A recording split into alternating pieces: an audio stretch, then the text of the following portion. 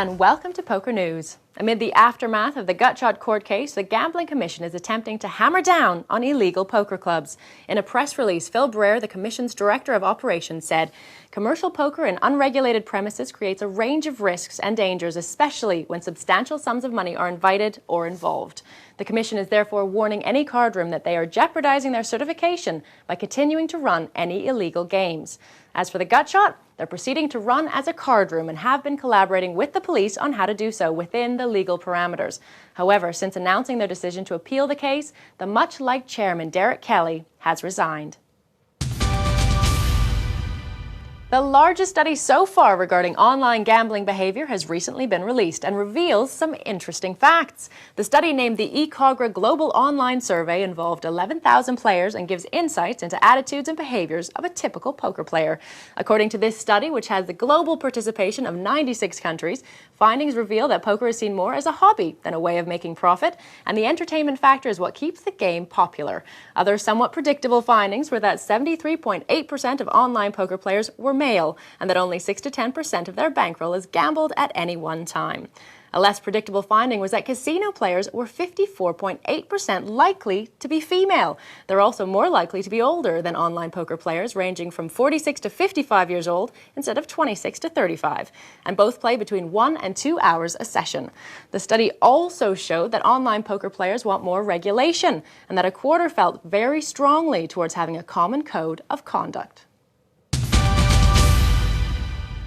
2007 might still be young, however, a lot has happened in the poker world. In this week's Top 5, we're looking at the current 2007 money list.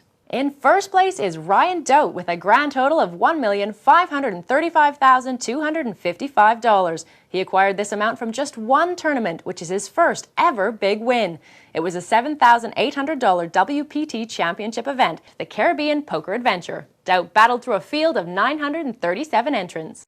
In second place is Gus the Dane Hansen with $1,192,919. Hansen recently won what's deemed as the Australian World Series, the 2007 Aussie Millions main event. He won $1,500,000 Aussie dollars. Hansen also holds 4 WPT World Championship titles. In third place is Isaac Haxton with $861,789, which he won in his most recent game at the WPT Championship event, Caribbean Poker Adventure.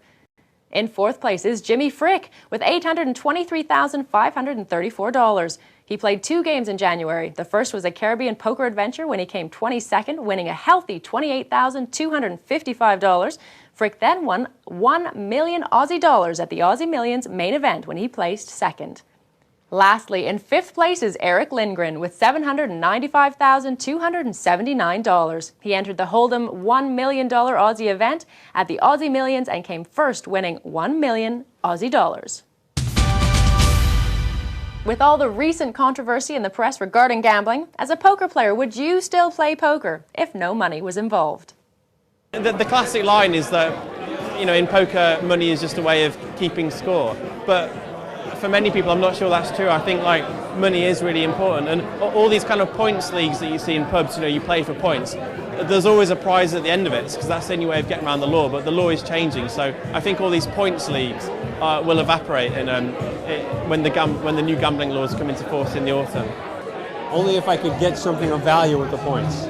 In fact, we're starting a pub poker tour with 40 pubs in the UK.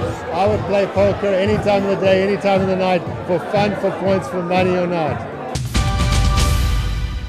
And finally, UK poker pro Simon Aces Trumper, who is guesting as a Poker Night Live presenter for the last 8 weeks, has announced he's here to stay. Having enjoyed appearing on the show so much, Trumper asked Poker Night Live bosses if he could carry on the presenting post indefinitely. Of course, the answer was a resounding yes, and so we can now happily announce that Aces will be a regular feature on Poker Night Live. That's all from me. I'll see you next time.